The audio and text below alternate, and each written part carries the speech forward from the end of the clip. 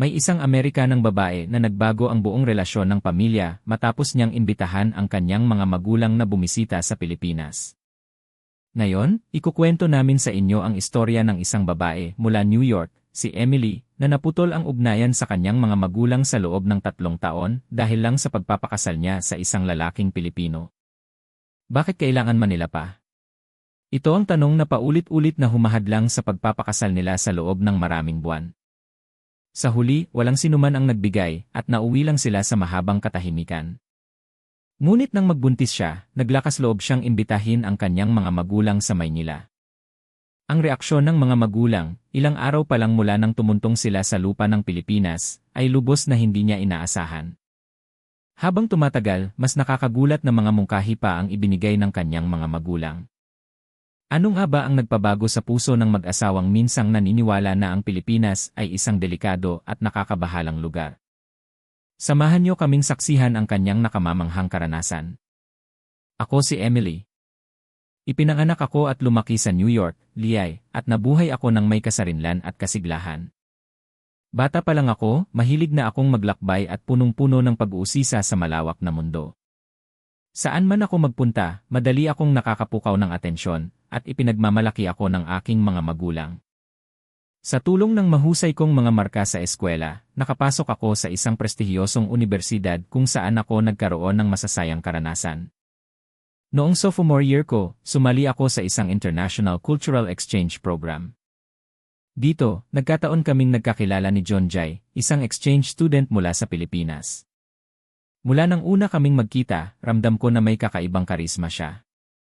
Malalim ang kanyang titig, at bagamat tahimik siya, at hindi masyadong nagsasalita, kapag may gusto siyang iparating, direkta at nakakabigla itong naipapahayag. Magkaiba man kami ng ugali, ito naman ang naging dahilan kung bakit kami nagkalapit. Naging magkagrupo kami sa unang group project. Lubos akong humanga sa pagiging masinop at responsable ni John Jai, mula sa pangangalap ng datos hanggang sa paghahanda ng report. Nagpakita siya ng nakakamanghang atensyon sa bawat detalye.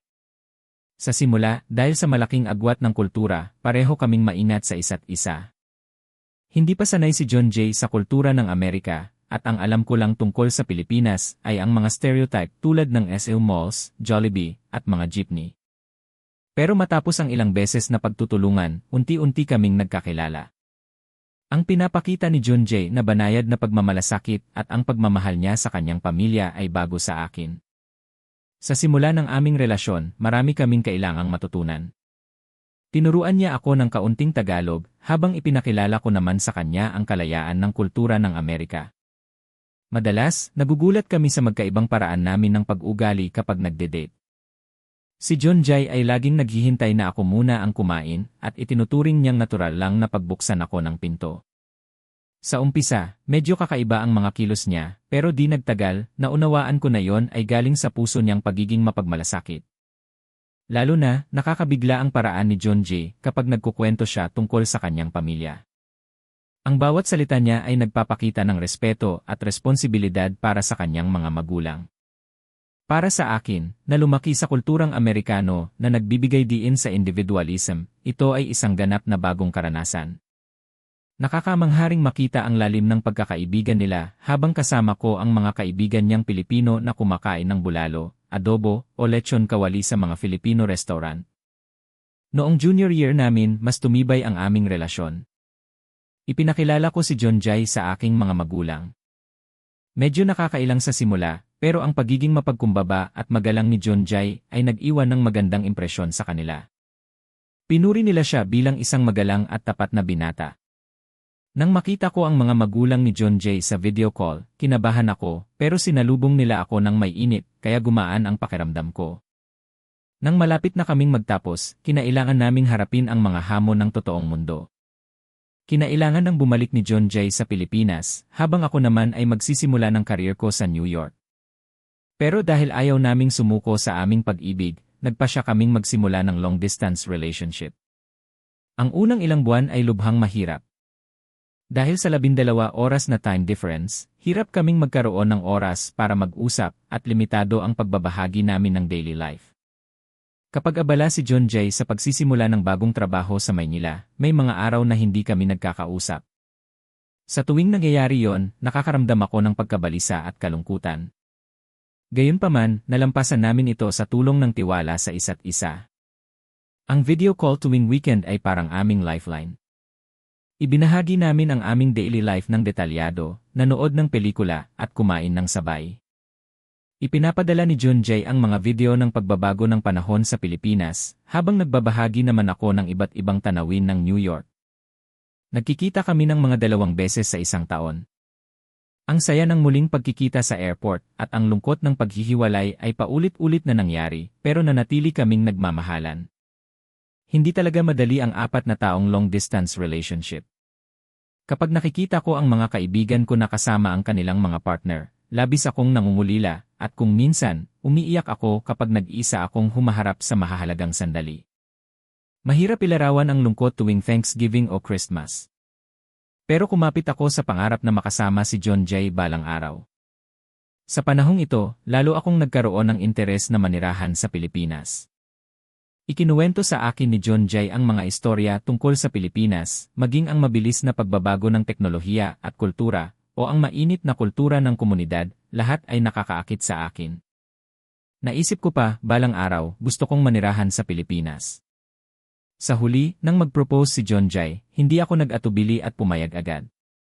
Sa nakalipas na 7 taon, sapat na kaming nagkakilala at nagkaroon ng tiwala sa isa't isa. Ang aming pag-ibig ay lalo pang tumibay dahil sa long-distance relationship at mga paghihirap na sabay naming nalampasan, ito ang pinakamagandang patunay ng aming relasyon.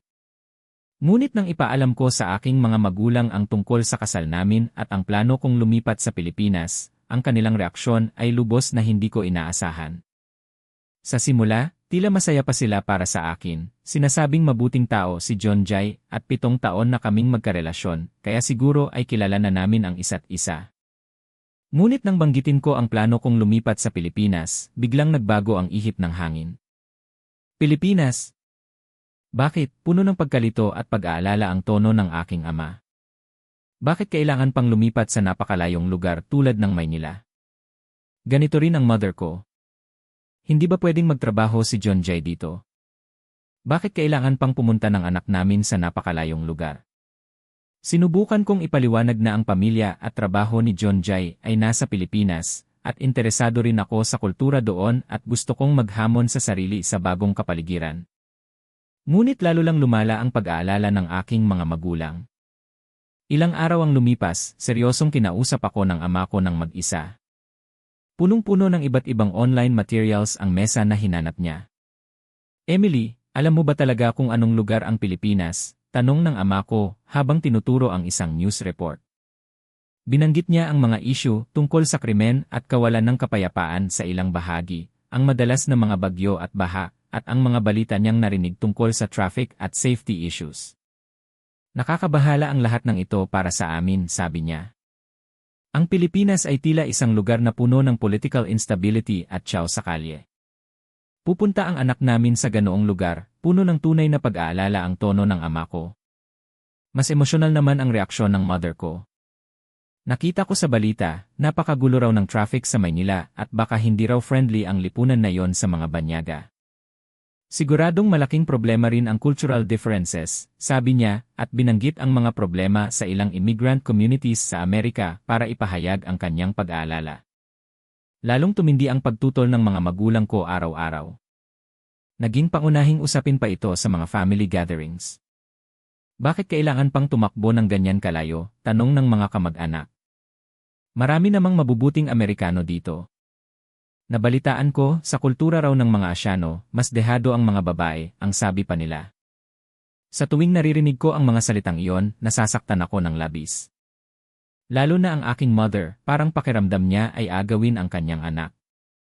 Ang anak na pinalaki ko sa loob ng 20 taon, ipapadala lang sa napakalayong lugar na iyan, sabi niya, umiiyak.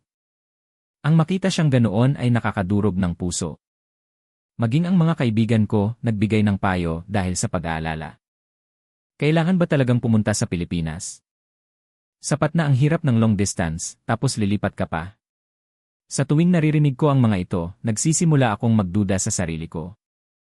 Lalong lumala ang family conflict na tumagal ng ilang linggo.